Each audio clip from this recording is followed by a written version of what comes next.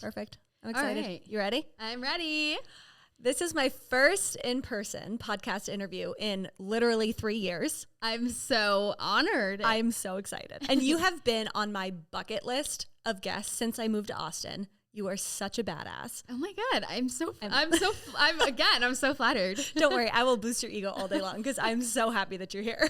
Thank you. I'm on my period right now. I'm honestly really emotional and I've been like crying nonstop and I've been feeling like shit about myself. So this has already, helped to boost my mood today. Girl, just take me in your pocket, take me everywhere with you, and I will boost you up all day, every day. Perfect. I love it. Well, I'm glad that you brought up that you're struggling right now because I think the majority of our audience can relate to that. Yeah. So what do you do on those days that you're really struggling? Honestly, today I woke up early and I'm so thankful for the fact that it's sunny outside because when it's gloomy outside, I think it's a reflection of my mood as well. So today I actually slept like shit last night. Oh, sorry. Can I swear on here? Yes, of course. Okay. People always say that online. I'm like, girl, you can do whatever you want. Exactly. And so I woke up this morning at like 7:30. It was bright and sunny in my room. And I was like, you know what? Normally I would stay in bed because yesterday I actually stayed in bed for a while. I skipped my workout class and I didn't go and I felt horrible about it. But today I woke up, I took Quincy on a walk and then I took a shower and I got ready and I did my makeup and I made a cute little video while I did my makeup. And honestly, it kind of boosted my mood. My skin has been breaking out because of my period. So I'm like, you know what? How can I feel better? Do my makeup. Yep. And yeah. And then today's day is pretty busy doing work stuff, but then also I have things to look forward to after work. So I think that's also really key is creating like little moments of joy in your day, no matter how small or kind of silly it is, if it's just a makeup video or going and doing something after work. But Yeah, that's all such good advice. And I think that the days that you really, really feel like shit, it's hard to get up and actually get ready, put yourself together. Oh, totally. But I think that's, like you said, so key on really boosting up your confidence. And I think it's easy for people to look at somebody like you that has such a fun life and you've really created this life for yourself over the past few years. And a lot of our audience is like 24 to 36-year-old women just really trying to figure out their place, their passion, what they want. And I think looking to somebody like you and knowing that you're also struggling is going to be widely beneficial. So without going fully in depth into your story, I want to talk about the transition from college into this life that you've created. Were you a confident person diving into this? Like, how did you fall into this place? Okay, so I feel like in college I lived a couple different lives. So when I first went into college, I was in a long-term relationship and we were not going to the same school. And my freshman year, I joined a sorority because I was just looking for belonging beyond that relationship. I feel as though I identified a lot of my personal goals with his. And I kind of created a future in my mind of what it would look like to be with him versus what I actually wanted. So when I was in college, I joined that sorority. I started taking on leadership roles. I started like kind of building my own life and I started building my confidence. But then we went through a breakup and I was feeling super, super insecure. And I don't know, I was living in my sorority house at the time and being in a relationship in college is really difficult. Especially because he wasn't really giving me like the validation I needed. And I only needed validation again because I was insecure. And when you see all these girls around you, you're living in a house with 32 people and they're constantly like going to these date parties and doing these fun things that I felt like I was missing out on. It started making me insecure and a little resentful, I guess is a good word. And so then we broke up and I moved to Austin in 2018 for the summer. And that was the first summer that I was like, oh my God, I have no idea who I am at all because everything I've ever dreamt of for myself has never really been for myself. It's been for us. So if you like take that person out of the equation, is this still my dream life? And the answer for me was no. So I had to figure out what that was. And so that summer I came to Austin and I was interning at Sherry Hill. Love. Which, yes, you have a history with Sherry Hill. Long history. And that was my first time out on my own doing anything really for myself. And recognizing the fact that I could do literally anything and that had been something in the back of my mind for years. I just kind of, I don't know. It was always a dream, but it always felt like it was a dream that was so far away or so out of reach. And then it happened and I was like, okay, now what? What else can I do? So after that, I started building my confidence again. And junior year, I started losing my confidence again because I was having horrible acne, like cystic acne. I've talked about it so many times. I have a story on my Instagram page about it. And then senior year comes back around. I just kept going through these phases of like, I'm super confident and then I'm feeling horrible about myself. And then I'm good and I know who I am. And then I'm feeling, self-conscious.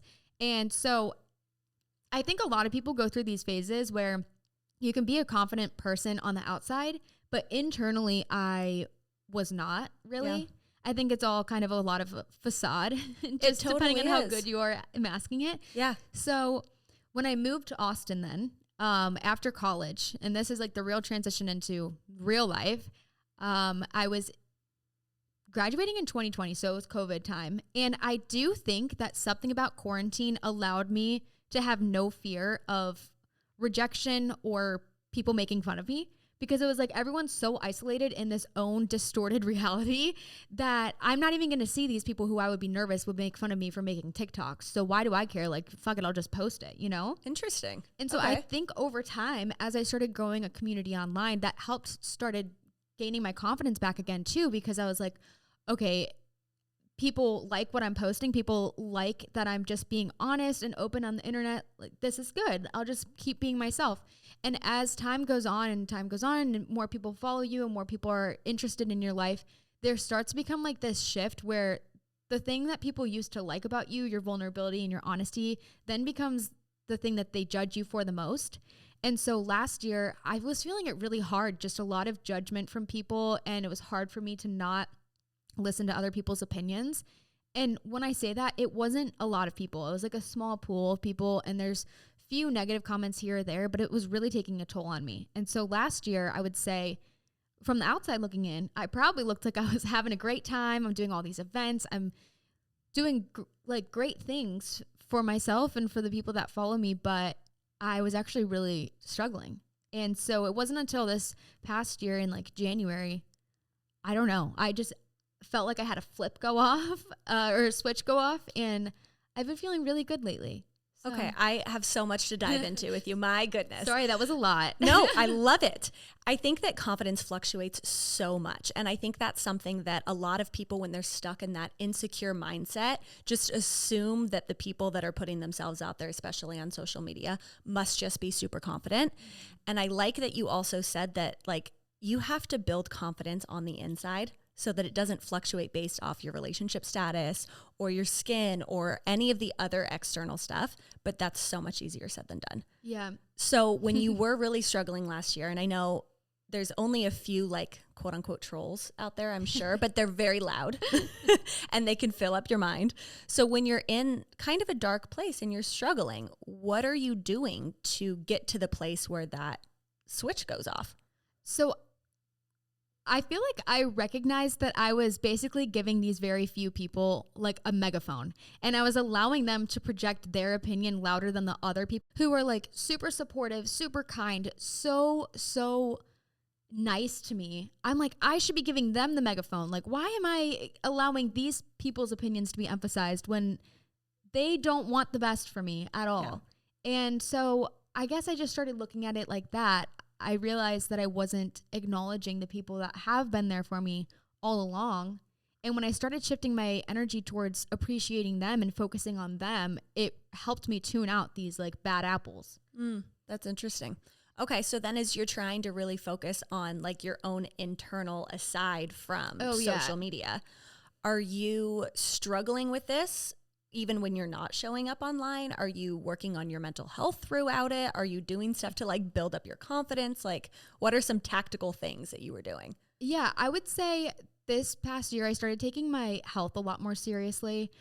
So like a year and a half ago, I tried being gluten and dairy free. I'm like, I'm going to start taking over my diet and start eating better, whatever. And that only lasted for so long, just like confidence. It kind of went in waves of, okay, I'm committed and okay, I'm done. It ebbs and flows. Exactly. I want mac and cheese right now. And that does not include dairy or gluten. So, so that kind of went in waves. And then this year I started working out a lot more and just taking that more seriously. And when I say working out more, I mean working out for my body better, if that makes sense. So I started working with a personal trainer, and my workouts now are like 40 minutes long, and they're way more effective than going to the gym for like 2 or 2.5 hours just doing random shit. Yep. Which I don't know. And so I think I'm taking care of my body a lot better. And I started getting on medication for my acne. My hair has been growing, and it's so interesting because as my internal mood about myself changed and my perception of myself started becoming more and more positive, I feel like I started recognizing a healthier glow in my external appearance. And so it's really validating when people say things like, oh my gosh, you look so happy, or you look so healthy and glowing. I'm like, thank you so much. That is probably the nicest thing that you could possibly say, because like being healthy mentally and physically was probably the hardest thing in the past couple of years. Yep. And you have to put a lot of work into both. Yeah. And I think when it comes to doing the stuff that is the hard work, you know, like getting on medication and taking care of your body and being really intentional about it, it's a long game play. It doesn't happen quickly, which I think is what a lot of people want. They want a quick fix. Oh my God, girl, talk about a quick fix. When I was struggling with acne, I'm like, let me just do every single thing that I possibly can. Like the last thing that I wanted to do was go to the dermatologist, wait for them to give me a prescription, have to wait months to see if it ends up working. I want to just fix things overnight. And I'm kind of also the same about things that I'm passionate about. It's like, I need to go full-fledged with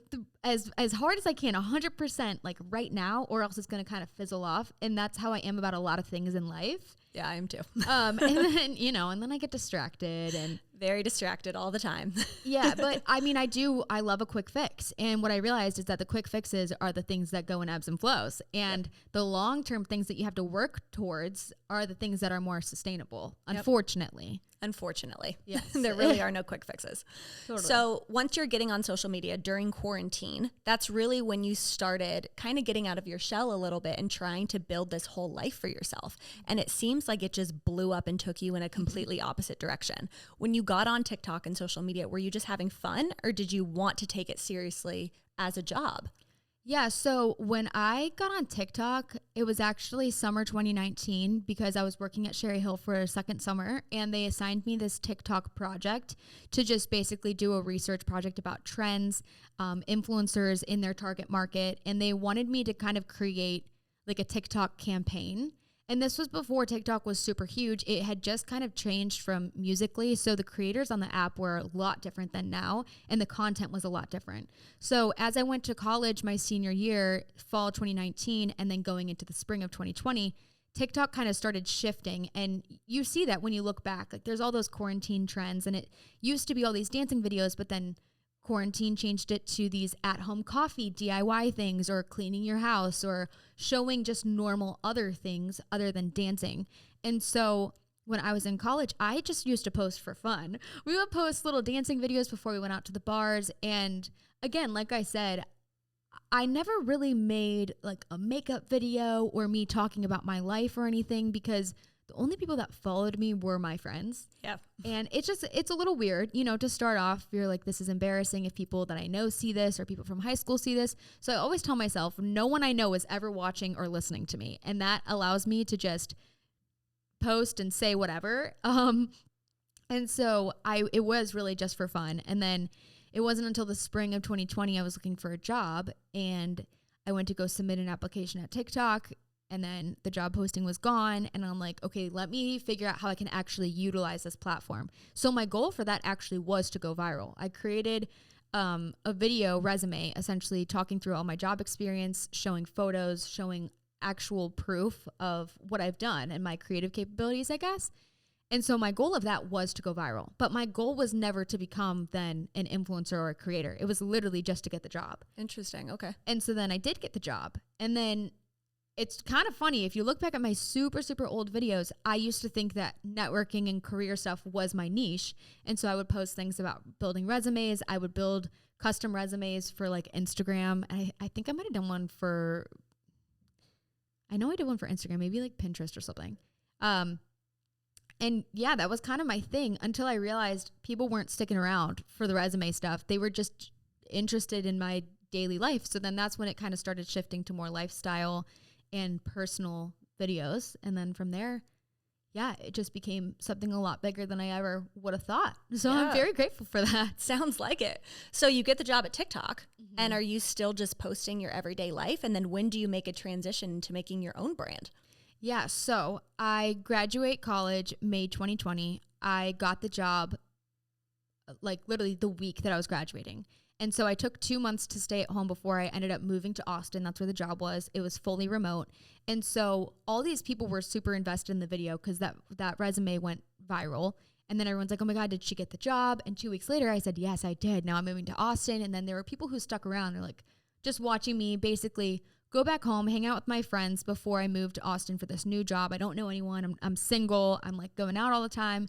And so I did just start posting random things of me starting my life post-grad. And it's weird now because it feels like it was so long ago, but it really was really only not that long. It's like 3 years, but wow, a lot has changed in that time. And yeah, it's from there just kind of started growing. More people started following me on TikTok and on Instagram. And I remember a few brands started reaching out to me, but I was an account manager at TikTok. And so I was in advertising, and it was this huge kind of blurry gray line. I don't know the correct terminology for that, but it was questionable whether you could or couldn't work with brands on paid partnerships, because if you could technically be their account manager, then you can't work with them. And so I don't know, I always kind of put my work before TikTok. And in the summer, I had talked to this agency that I'm actually now signed to, and I had 70,000 followers on TikTok, and they wanted to sign me. And I'm like, no, I don't want to do that. If I make social media my full-time job, then it won't be fun anymore. I won't enjoy it as the same. I just don't want to do that. And I have so many videos saying that too. I'm like, girl, don't contradict yourself. But over time, I started realizing that there were a lot more opportunities for creative freedom and flexibility in my schedule. And also just the opportunity to create your own income is completely endless. And it got to a point where I was making more money making videos on TikTok as a creator than I was as a full-time employee. I'm like, that's okay. Wild. So I knew that I wanted to quit my job. Here's the thing too, is that I wanted to quit my job because I just didn't like the position. I was not against staying at TikTok. It was just the account manager role was not for me. It was super logistical, a lot of analytics and stuff. Not really my thing. And I asked about going to the marketing team or the events team, and there was no opportunity for me to move around. And so from there, I was like, okay, I'm going to quit my job, and I have social media to like kind of fall back on. And my projected income was like around the same as a creator as it was like an employee. So obviously as a creator, you don't have the consistency of your invoices or consistency of pay, and that could end any day. So my thinking was, if this doesn't work out, I can always get another job, but for the meantime, I can try it out and I can look for another position. But in the meantime, I ended up just putting a lot more energy into Fun On Weekdays and doing my own thing that I never ended up getting another corporate full-time job. And I just went with the social media kind of route. Okay. Now, Fun On Weekdays, was that just something that you came up with as soon as you came to Austin and it just stuck? No. So Fun On Weekdays started, I think in like, I want to say like May of, well, so the actual podcast started in July 2021, but I put it out into the universe. I made a video. I think it was in like May or June prior to that. And the whole idea was I'd worked at TikTok for almost a year. I was, stuck in my apartment for a majority of the day. And I also wasn't really that good at my job. And I wasn't passionate about it at all. And I realized that so many of my friends felt the exact same way. But for whatever reason, we would use work, even though we fucking hated work, as an excuse for why we couldn't do anything on the weekdays. It's like, oh, well, I have to work tomorrow. I'm like, okay, well, we have to work for the rest of our lives. So you're just going to use that excuse until you're like 60 years old? Because that's that's a pretty long excuse to not just have fun in the moment while you can. And so it kind of became this idea of just, I'm so sick of doing the same thing every freaking day. Get me out of here. And I just started doing things after work or before work, or little things in my day that made them a little bit more joyful. And I just called it Fun On Weekdays. And that stuck. And then I said, I'm going to make a podcast. And I said it without any intention of really making it. But then that video also went viral. I'm like, oh shit, now I have to do it. And so a month later, I started the podcast. And to be honest with you, I had no experience. I had not really listened to any podcast before. I had no idea what I was doing. But I just knew if I waited too long, I was going to lose the momentum. And like I said at the beginning, if I'm going to do something, I have to do it 100% right now or it'll fizzle out.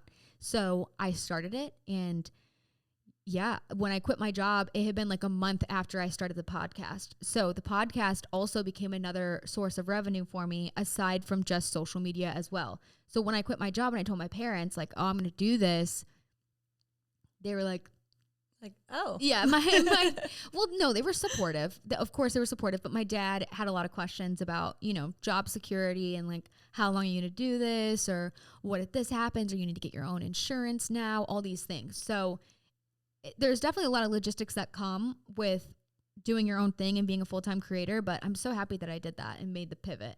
Yeah. And just started it. I think that's the thing is a lot of people, myself included, marinate on an idea for so long until it's the perfect timing, the perfect opportunity, all the stars align to actually do it. And I think that's what creates not only an excuse, but it holds people back. And there's a lot of people that are stuck in their day-to-day, whether it's just their work life, being a mom, whatever it is, that they just feel like it's so tedious and they don't really have stuff to look forward to. So I think the message that you're really putting out there can resonate with so many people. And you moved to a city without knowing anybody and you've built all of this. So what were you doing in the beginning to meet people, to try and make both personal connections and professional connections? Okay, so not gonna lie, I was single. So I was on like Hinge and Bumble, and guys, like, I mean, nothing was open. Literally nothing was open. And the places that were open, you had to go in groups of people. So I'm sorry, but I don't know anyone. So I'm going to need to like meet people online in order to even find a group to go with. And so you would get invited to like a boat day or something with a random group of people. And then you just invite someone else. And then you meet people. I met like 2 of my girlfriends on a random boat. And I only got invited by some other girl who was dating some guy who's friends with the guy who had the boat. And the girl that I made friends with met the guy on Hinge. Like so many weird connections. And I think that's the greatest part about social media is that you can meet so many people. So aside from that, like I never met any guys through Hinge or anything. Like that was a dead end. Luckily, because now I met Connor. But I met girlfriends through that is what I'm trying to say. From just like group settings. But also a lot of people would DM me on Instagram and say, hey, I saw your TikTok that you're moving to Austin. I also just moved here. Do you want to meet up? And I met up with a lot of people, like truly a lot of people, either in a group setting or like one-on-one, getting coffee, getting dinner. And the hardest thing about it is that like, you're not going to be best friends with the first 2 or 3 people that you meet. And so it's kind of awkward because it's like, if you meet up once and you don't really think that you hit it off, but maybe someone else thinks that it went really well and like they want to keep hanging out. It's like, that's the hardest part about making new friends, in my opinion. But I got to a place where I was just like really comfortable meeting new people because I was doing it so frequently. And then my schedule was just so busy. I'm like, I don't have time to meet up for coffee or for dinner. And like, I already have this group of friends that I don't feel like I have enough time to give my attention to, let alone like building a new friendship and then meeting up with you to grow our friendship. It's like, I need to just focus on nurturing the girls that I already have that are already close to me.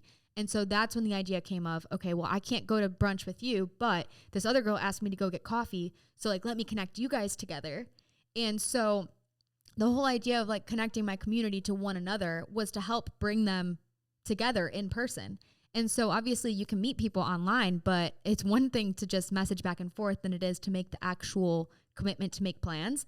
So the whole idea about Fun On Weekdays events was to create these events where girls can come alone and they don't feel weird about it because they know so many other girls are coming alone, and they can make a new friend and they can either meet up with that girl that they've been messaging with online through my Facebook group or through Bumble BFF or whatever it is, or Instagram DMs. And so just to create that space where like it's not awkward because everyone around you is also doing the exact same thing as you. Yeah, that's really comforting. I I still find myself getting nervous to put myself out there and to go somewhere alone. And I have noticed Austin's one of those cool places that it's not weird when you do that. But I think what you're building too, it's not just in Austin. It's in so many other cities. And when you're meeting these girls, are you able to see these connections and true friendships form? Do they keep coming back to more events, or what's the long-term play there? Yeah, there's a lot of girls that have been to almost every single event that I've done in Austin, which is so crazy to me. And over time, like, obviously I form a relationship with them too. It may not be like a personal one-on-one relationship where we know so much about each other, but it's the kind of like acquaintance where it feels like a community of girls around me that are like consistent and very supportive. And I love seeing familiar faces, but also too, there's always new girls that come because, you know, you might come to an event and you might meet your 3 best friends and then you're like, okay, I'm good. I don't need to make any other friends. And then they kind of go off on their own. They may just come to another event as their group, maybe not looking to like make another friend, but yeah, it's really insane to see the connections that people have made through it, whether it's a new roommate moving to a new city or finding a sublease from someone or finding a job. Like, so many girls have gotten jobs through my page. That's wild. So many girls have met friends. It's really comforting to know that what I'm doing actually has meaning, because I do think that influencing in social media can be very shallow and very materialistic. And so my only goal is to build something that like people will remember me for, and not just like my outfits or my makeup. Like, I want them, even if I haven't met them, I want to have an impact on their life, maybe because I helped them do something or meet someone or move somewhere. So that's my goal. So and you're doing it. That was like really in depth. No, I love it. And you're doing it, which is the coolest part. And I think meeting friends outside of college is a really difficult thing to do. And it's something that so many women especially really struggle with. And I assume you were probably in a sorority. You've always been a social butterfly. Am I right on that one? I was, yes. It's impressive because it's translated into not only your work, but there's so many different things that I feel like everything that you're working on is very cohesive. And it all comes together, it's special. I appreciate that, because in the moment, it oftentimes doesn't feel like it is cohesive. From my side, I'm such a perfectionist, and I feel as though I'm still trying to figure this out and trying to figure out how to build something bigger than just like a social media following, you know? Yeah. And so I oftentimes nitpick myself for events or graphics or like, I don't know, random things. And I get hung up on those little details. But so to hear it from an outsider's perspective is really nice. So Absolutely. Thank you. Of course. And we started more than, 3 years ago, we launched the podcast, and it's been very slow and steady growth of just making this community of women that can bond over these kind of taboo topics. We talk a lot about mental health, a lot about confidence, which is where we really align on that. But it's been difficult for me personally as a business owner, kind of dealing with that imposter syndrome, knowing that I'm still trying to figure out what the hell I'm doing every day. How do you deal with that when you're trying to come up with like new ways to grow and expand and second guessing yourself? How do you like push past that? Because it's really easy to compare numbers to other people and to like belittle yourself and your worth based on like number of followers or number of likes or number of downloads or whatever. But I always come back to the idea of like, the community is so immeasurable. You cannot put a number on people's loyalty. And like, loyalty is built over time. So I would much rather have a slow, steady burn of people that have seen my videos like 5 or 10 times and they haven't followed for a long time, because when I finally do get their follow, it's like they made a conscious effort to follow me because they decided over time after seeing numerous videos that they liked me, versus going viral overnight and gaining this huge following because they liked one video that blew up. And then you have this like huge pressure to, you know, uphold those same style videos. And when you don't, people kind of forget that they followed you and they're like, wait, who is this person? And they have no loyalty to you. So what I have to say about the slow, steady burn is that I think it's actually a lot more valuable. And I think that it allows you to learn who your community is and what they want from you so much more. Because when you just blow up overnight and you have all these followers now from all these different angles, it's really hard to figure out like, how can I best serve them? And that's the whole purpose of being an influencer, is to serve your following and to provide them value. And whether that value is like entertainment or resources or education or opportunities, like that is for you to figure out. So when you are able to do that over time, you can better understand who your people are that support you. Yeah, that's a really, really good point. Because it's interesting having people that want to be there opposed to people that want to be there to like nitpick what you're doing. Yeah. And earlier you had said too that like you have to pretend that none of the people that you actually know from like your hometown are actually looking. I feel like I have to do the same thing. I'm from a really small town in Colorado. And every time I find out that any of those people that knew me growing up are watching what I'm doing, I get so nervous. I'm like, no. I know. It's hard. Yeah. You just got to tune it out. I feel like oblivion. Yeah, that's a word, right? Oblivion? Yeah, I just choose to be oblivious to anyone that watches. And then randomly, like my mom or my grandma will ask me about something I said on the podcast. I'm like, huh? You're like, don't. You listen? I mean, I know they listen, but in my mind when I'm recording it, if you get in your head about it, you're going to filter yourself. Yeah. So personally, I don't listen to any of my podcasts back more than once. And it has to be the day that it comes out because otherwise, I'm so embarrassed. I'm like, this is cringy. This is so embarrassing. I'm so glad I'm not the only one that feels that way. No, it is. I'm like, why am I giving everybody such like an in-depth, purposeful, lecture about life? Like, especially I don't need to be solo doing that. episodes. Yes. Or you think I'm being hilarious when I listen back. I'm like, that is not funny. That joke did not land. You know what? It probably did. It probably did land. The best thing about it is that I will never know because something about a podcast is like, you don't have to look at comments or engagement the same way that you do when you post a video on TikTok or a photo on Instagram. Like you don't see people's feedback. All you see is the number of people that listen to it. I mean, you get reviews, of course, but it's not as often. People aren't leaving a review as often as they are like commenting or And I feel like the people that do leave reviews are typically doing it because they really want to support you individually, or you have those one-off that like really don't want to support you. It's always one end or the other. Always. And the middle ground ones rarely say anything. Yeah. I mean, sometimes there's just like not that much to say, which is totally okay. And some podcasts are not for certain people. Some people are not for other people. That's okay. And as someone that is such a people pleaser, it's been a really hard pill for me to swallow that not everyone is going to like me. And it's really, really hard to get that out of my head because when I am posting content or I'm doing events or I'm doing literally anything, in my mind is always, what are the most people going to like? And it's like, no, not what are the most people going to like. It's what is your community going to like? And I have to shift that because, it's two completely different groups of people. Totally.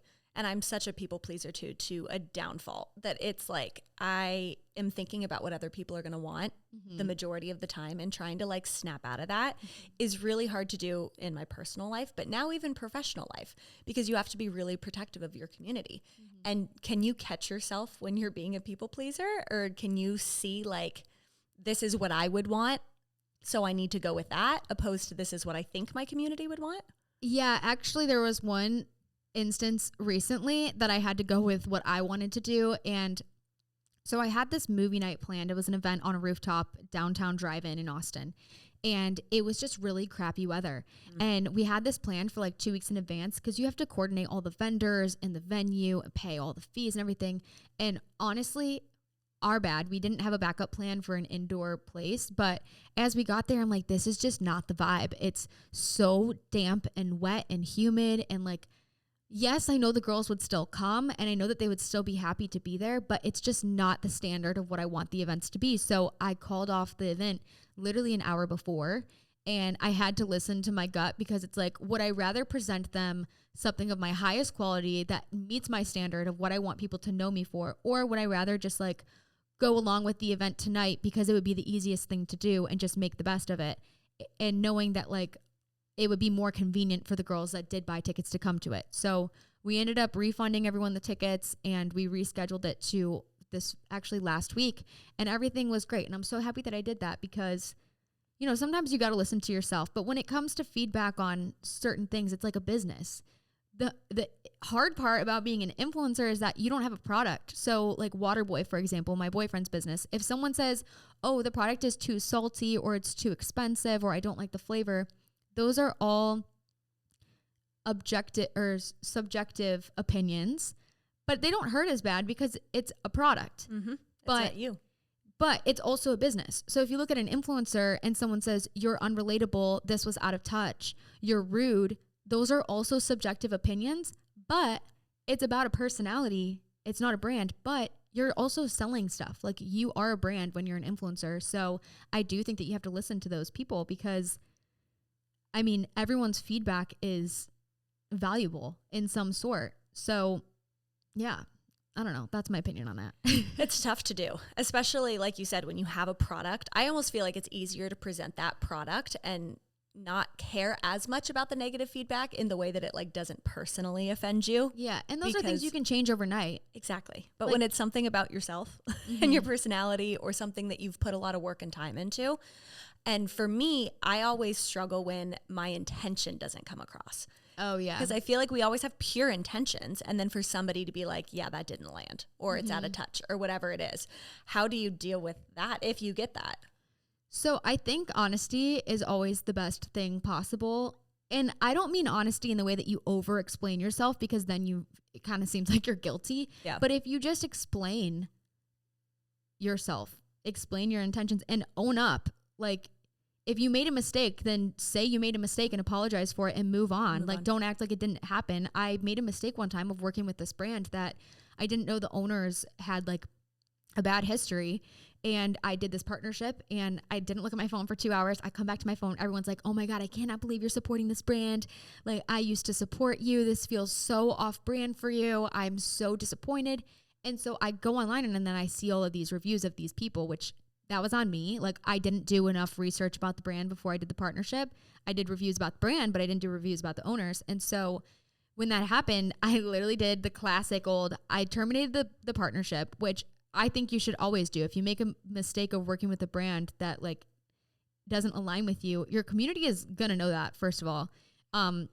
So I deleted all the posts. I terminated it. I didn't get paid for that. And I made like a black square Instagram story caption, which is such a classic, like taking accountability. But I apologized and I said, if anybody bought this product because you were influenced by this, like, please let me know and I'll reimburse you for it, because I don't want you to support a product thinking that I support it, blah, blah. And then I think people just respected the fact that I was open about it. Yeah. Because I mean, a lot of people can just sweep it under the rug and be like, that didn't happen. Yep. But I think it shows a lot more about you when you explain yourself and you're open to, I don't know if criticism is the right word, but criticism, accountability. Growth. Yeah. Accountability is everything. So knowing that you work for yourself and now you have your own employees, you have to really be smart about how you structure out your day. Let's go through your day, because I'm curious. You said that today you got up at 7:30. Is that kind of typical for you? Okay, so recently I have actually been going through training to become a bar instructor. Amazing. So that has just add that to the list. I know, right? So that has become a part of my day. I had to take like a certain number of bar classes in order for me to do my test out and then get my certification and then start teaching. So I finished my training and that was over the weekend. So like Friday, Saturday, Sunday, all day. That is my weekend, was training. How sore were you after? Actually not sore at all, because bar has so much stretching in it that I was sore like the first weekend, like one of the days, but you stretch so much that I was like, oh, I feel good. I feel strong. It was good. Okay, I'll come to one of your classes. Sold. Yeah. So now I'm trying to fit bar classes into my day, and it's hard because oftentimes they're super early in the morning, but then I'm like so tired because I go to bed late. I'm a night owl. Are you a night owl? Yeah. I'm not a morning person at all. But I hate going to night classes because in my mind, it's like if I'm going to wake up and I'm going to do my makeup during the day, then I'm just going to have to take my makeup off and sweat it off before class. It's just, I don't like to do that. I would rather wake up, go to class, shower, then do my makeup. So this is my day. Smart. I get it. This is a really roundabout way to say I wake up and I let my dog out, take him on a walk if it's nice out. If it's just raining, he goes in the yard. And then feed the dog. And some days, well, I wash my hair like every 3 days. Okay. So some days I wash my hair, and those days it takes a lot longer for me to get ready because I have to blow dry it. But other days I just do a little body shower. And then depending on the day, sometimes I do my makeup. If I have a content day, then I typically do my makeup and I make a video out of doing my makeup. So Tuesday, Thursdays, I have us working from home, me and my girls, so that I can focus on partnership things that have nothing to do with Fun On Weekdays, that have to do with like Jenna Palek LLC. So I focus on those things on Tuesday, Thursdays. And if I don't have anything to do, then I come into the office anyways, but they work from home those days. And then Monday, Wednesday, Friday, we all work here in the office and we get here around like 10 and leave around like 5 or 6. It really just depends on the day. Like I believe in work-life balance and I'm never going to be the boss that makes you sit here on your computer and diddle-dally to act like you're doing something just to fill time. If you finish what you need to do for the day, then like leave and go do something fun. That's the whole point. That's like you need that time for yourself. And I think that that allows people to be the best employee too, is because then they become efficient in their work and they like aren't just sitting down wasting time, you know? Yeah. So we work here Monday, Wednesday, Friday. And then after work, I try to do something. Wednesdays are my date nights with my boyfriend. Monday nights are my girls' nights. And then Tuesday, Thursday, I do something else. Just depends. You're so structured. I love that. I'm not really. But I love it. Okay, so Mondays are girls' nights. Yes. Good for you. Love that. Yes. Wednesdays, date night. Yes. Every Wednesday. Mm-hmm. Wow, I need to get better about my date night game. It's really helped us. Honestly, it's helped so much because we live together and you live together too. Yeah. But it's easy to become roommates and not a couple. Yeah. So the date nights are our times to like actually, date. Yeah. And you had mentioned earlier, I'm backtracking a little bit, but when you moved to Austin, you were single. So now you're in a committed relationship, girlfriend. I am, yeah. So how the heck did that happen? So when I was in college, Connor was on Hannah Brown's season of The Bachelorette, and I was a fan, of course. I mean, how could I not be? Look at him. You guys together, you're an adorable couple. Thank you. Yeah, so I messaged him on LinkedIn because I was like, everyone's probably messaging him on Instagram. On LinkedIn? Yeah. Strategic. Well, I knew he was a businessman. He said that he owned a business and he used to work at Goldman Sachs. So I'm like, let me just slide into LinkedIn. I was a networking girly. So I messaged him on LinkedIn and that was weird on my part. Like looking back, it was so weird. But it's also the same in my opinion as like messaging Harry Styles. Like you message them weird shit knowing that they're never going to read it. They're never going to respond. It's just like kind of funny for you to look back on, Yeah.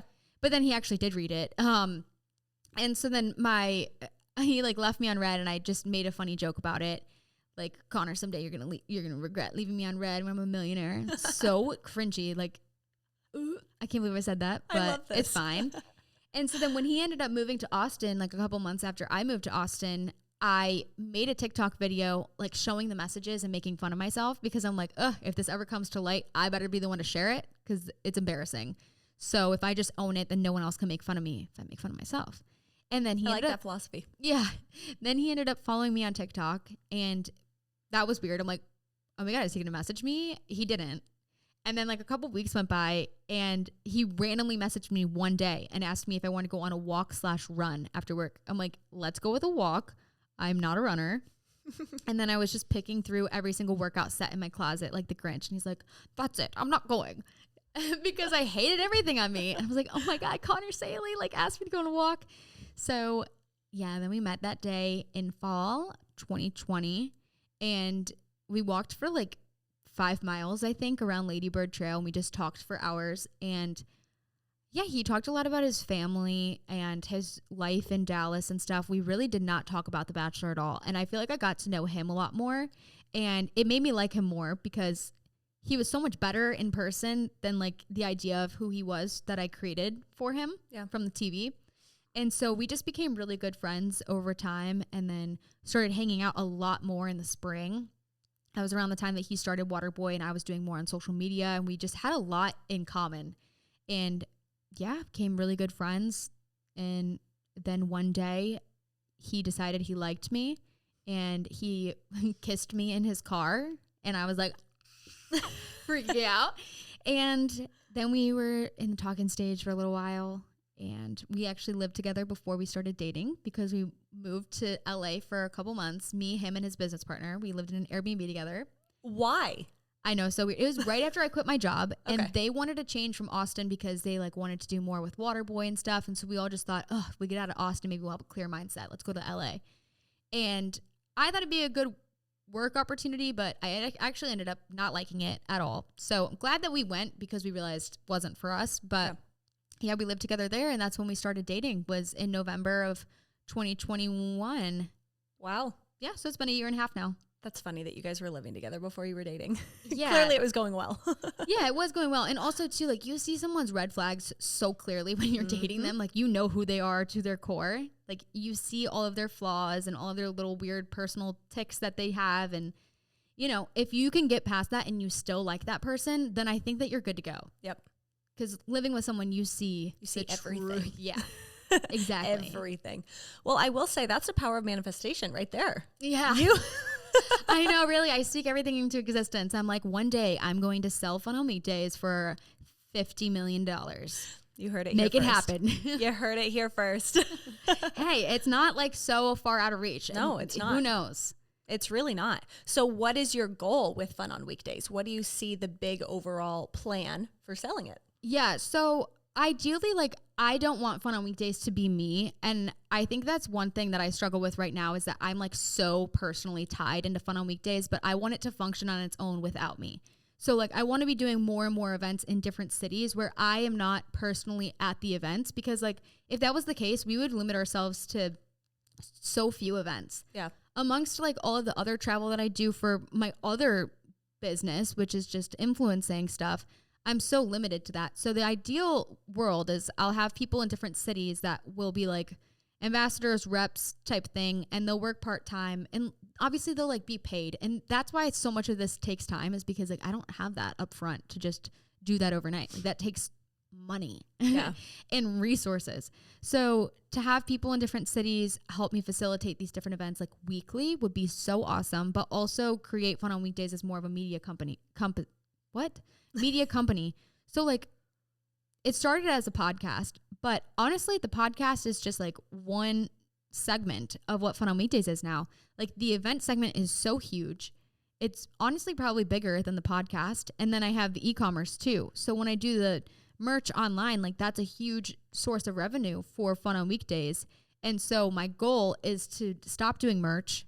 Like I need to start my own actual company with my own products that I am personally like designing. So that to me is more long term than like just slapping a logo on a t-shirt and building that. And then from there, like having an audio experience where I have other shows under Fun On Weekdays, where I have other podcasts that I like help produce and help sell. And it's all part of this, like, you know, like iHeartMedia or Dear Media, how they have all those different shows. Yeah. Fun On Weekdays being its own with my own collection of shows. That's the goal. Super attainable. Yeah. I mean, you're well on your way. Yeah. And you're really only into this for what, 2 years, 3 years? It'll be 2 years in July. So like a year and a half. Wild. Good for you. So Thanks. Is there anything that you know now that you wish when you were starting that you could go back and tell yourself that would have just alleviated some of those growing pains or given you that extra boost of confidence? That's a really good question. I know it's a loaded one too. I know. Well, I'm trying to think.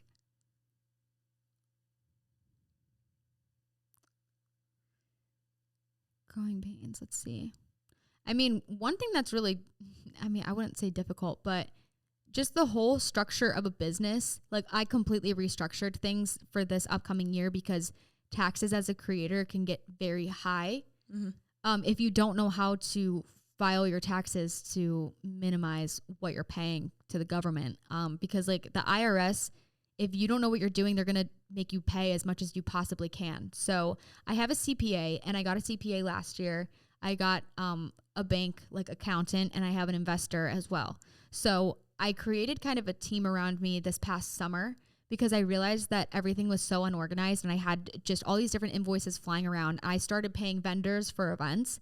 And it's like, if an event costs $100,000, I don't know if people realize this, but I have to pay those invoices up front. Like you can't just wait for the ticket revenue to come in and then for you to transfer that money over to the vendors. So it takes a lot of time to, like, I can't do all of these really big, huge events that cost a lot of money because you have to have money to pay for that. Also the same with merch. Like you have to have money to pay for inventory. So it is a slow, steady burn, and being smart with my finances is the only way that I'll ever be able to accomplish anything else. So making sure like my LLCs are set up correctly, like figuring out how to file taxes so I can save money. And I do a lot of that through my CPA. He helps me. So that's probably the one thing that I've learned. Because my first year I owed like a bit of money in taxes, and it's because I just didn't know how to expense things, and I didn't know what I was doing. I didn't like file as a small business. I filed as an individual versus an LLC. Now, did you have like a business coach to walk you through this, or was it just your CPA? No, it just him. Girl, you smart. Well, I mean, the best thing about the internet is like you find every single answer out there on Google. But my agency at J1S is so helpful. They're always looking out for me, and they're the ones that connected me to my CPA, because they're actually J1S's CPA is this guy. And so he doesn't typically work with people like one-on-one. He just works with businesses. But because I'm part of the J1S like ecosystem, he helps me with mine. So I'm very fortunate for that. That's amazing. Yeah. Well, you are young, you are successful, and you are just killing it. And we have a lot of people that will write into More Than that are wanting to start something. They don't know exactly what that is, but they know that they're made for more and want to take the first step. And I'll get the question of like, what is the first step? I never know how to answer that question. How would you answer it? The first step is actually a jump, maybe. That's what I would say. Yeah. Just starting. Yeah, just literally do it. That sounds a lot harder. I mean, it sounds so simple, but for example, bar teacher training. I've been thinking about doing this for over a year now, ever since I like moved to Austin, and I really wanted to do it, but I kept getting in my own head about like, oh, I'm not good enough for it. I'm not strong enough, I'm not skinny enough, whatever, all these things. And then just a couple weeks ago, I saw the training thingy for it, and I literally emailed and I said, sign me up, I'm doing it. And then I just didn't think about it again. And I made the commitment and I just went full 100%. That's how I have to do things. Is like, I can't dip my toes in there and just test it out. Like, no, because if you test it, then you're only going to know only part of the outcome. You have to just like go 100%. And sometimes going 100% means that you have to save time and money in order to do that. So yeah, there is obviously like benefit to waiting around and perfecting things, but there's also benefit to just showing your real self too as a work in progress. Yeah. And that's what I've been doing. Now, let me ask you, if you jump all into something, let's just say bar training, just because you brought it up, you jump all in, you go full force, and you decide you don't like it. Do you consider that a failure? Or do you consider that a learning lesson? No, definitely not a failure, because honestly, I'm not even fully done. And who knows, if I don't test out of this class and I might learn, you know what? I don't want to do it, but I'm so glad that I did it because I learned something new about myself. I challenged myself in a different way, and I met really great, amazing people through it too. So I don't think that anything is really ever a mistake. And in the moment, it definitely seems like it, but I think over time, life will show you that it was meant to happen for a reason, and it'll take you to whatever the next thing is. Yep. I love that answer. There's no mistakes. There's no failures. But I think so many people get so caught up in thinking that if they waste time on something and they end up quote unquote failing at it. Yeah. And it just really like takes a knock at their confidence too. And bringing it back full circle from the very beginning of our conversation is I think confidence is a muscle that you constantly have to exercise. And the more you keep putting yourself out there and the more you keep proving to yourself that you're capable of pushing yourself, I think that's where like a very foundational part of confidence comes from. I actually have this saying that a friend told me when I was feeling really low. I was like, how do you build confidence? Like, what do you do?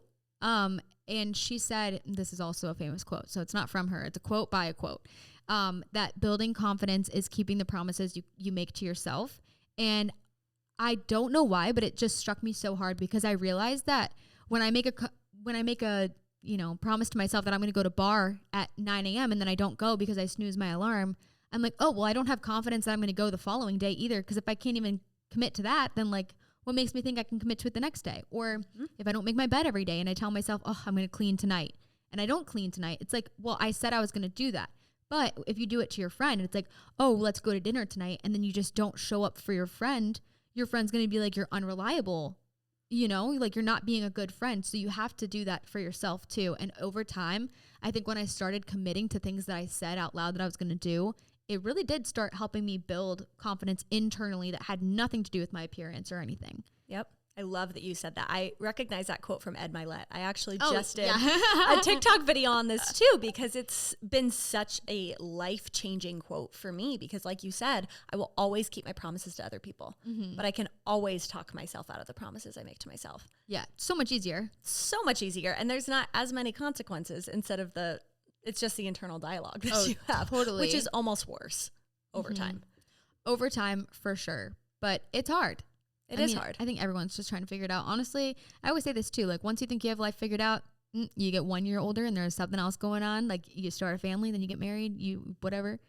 Then you're always going to have to constantly evolve and figure it out. So yep, exactly. Even my parents probably don't have it figured out. And that's totally okay.